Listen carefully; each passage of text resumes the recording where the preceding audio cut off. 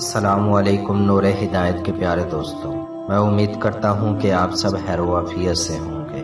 ایک نئی ویڈیو کے ساتھ آپ لوگوں کو خوش آمدید کہتے ہیں۔ ایک بادشاہ کی جب عمر ختم ہونے پر آئی تو اس وقت اس کا کوئی قائم مقام یا جانشین موجود نہیں تھا، اس لیے اس بادشاہ نے وصیت کی کہ صبح کو شہر میں جو شخص سب سے پہلے داخل ہو اسی کے سر پر شاہی تاج رکھ کر اسے بادشاہ بنا لینا۔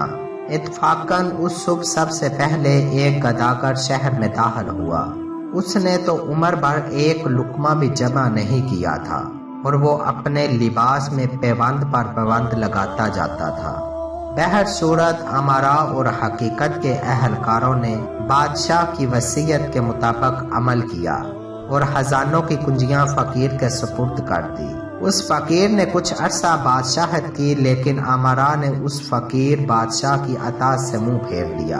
صرف یہی نہیں بلکہ ہر طرف کہیں سلاطین اور حکمران لڑنے جھگڑنے لگے۔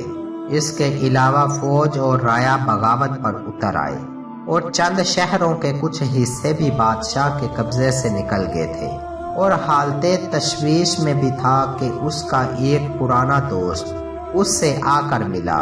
وہ کبھی فقیری کے دور میں اس کے ساتھ تھا۔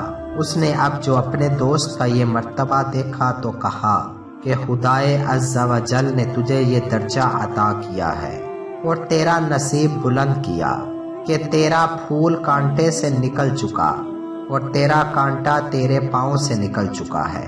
اس پر اس فقیر بادشاہ نے دوست سے کہا، اے عزیز، یہ مبارکباد دینے کا وقت اور موقع نہیں، بلکہ میرے ساتھ مقام تعزیت ہے کہ جب تو نے مجھے پہلے دیکھا تھا اس وقت مجھے صرف روٹی کی فکر تھی، آج پورے جہان کی فکر ہے۔ اس حقائق کا مقصد یہ ہے کہ مال و دولت حقیقی سکون اور خوشی کا موجب نہیں ہو سکتے۔